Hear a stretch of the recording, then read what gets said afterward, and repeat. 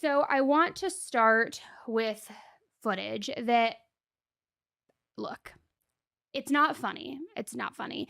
But the comment section I lived for when I first saw this, and it's about Brian Koberger and new footage that has been released about him going to the DMV to swap his state plates as he was evading police after he committed the quadruple homicide.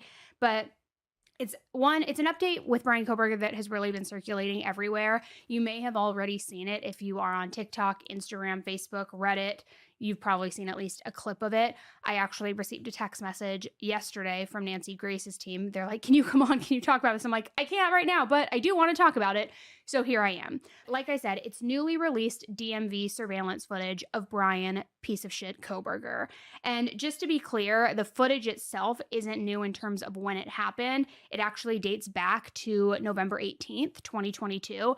So 5 days after the four University of Idaho students were brutally murdered. But now this footage is just becoming public or has just become public. I don't know. I'm not the grammar police. But that's why it suddenly is now blowing up online. Because the video, it shows Brian inside a DMV in Pullman, Washington. And he's there to change his license plates on his white Hyundai Elantra, something that, of course, later would become a really important detail in this investigation. But honestly, what stands out most in this footage is how completely routine the interaction looks, aside from him wearing gloves. But if you're watching the video version of this, I'm going to play it for you, but I'm going to describe it for those of you listening. He basically walks in, he's super calm, he's polite, he approaches the desk and tells her that he wants to switch out his plates, and he starts making small talk with this DMV employee.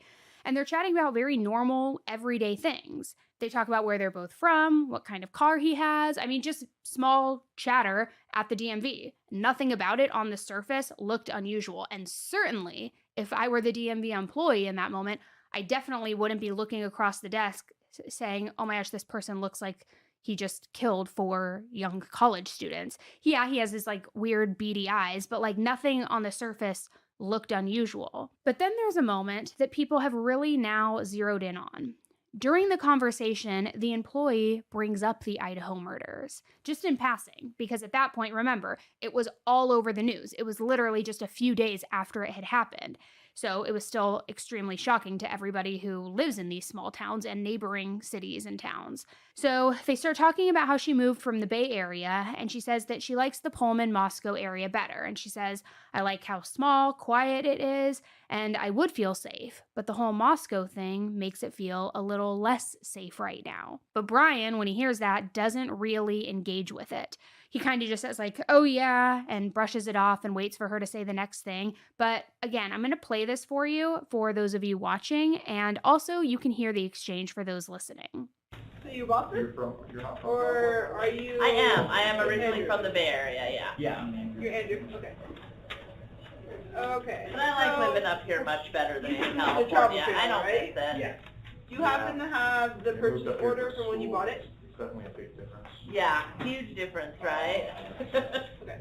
Because with I really like it recreational though. vehicles, I like how they're considered small a and luxury quiet, and vehicle I in would say Washington. safe, but the So when I whole put this Moscow in, thing kind of you're makes going it to feel a want to little know less what you paid safe for right it now. and Yeah. how much sales tax you paid for it. Otherwise, And it's still a good mailing address? well, Yep. in any case, I do need that. I do paperwork wish it wasn't or so cold. information.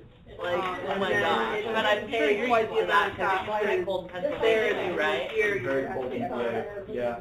So obviously it's very subtle. It's not like it's this crazy smoking gun.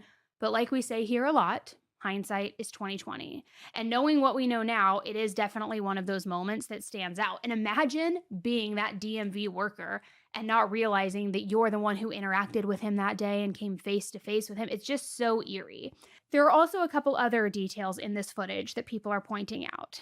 As I mentioned a little bit briefly in the beginning, he's wearing gloves the entire time, which we also know from other footage that we've seen in the days after the murders, footage of him at Costco, Walmart. He's also wearing gloves basically everywhere he went. Then there are also moments where he appears to be like looking around at the DMV, kind of scanning the room, maybe trying to see if he's being recognized, see if there's cameras, see if other people are talking about the murders. I mean, who knows, but it does feel a little bit eerie.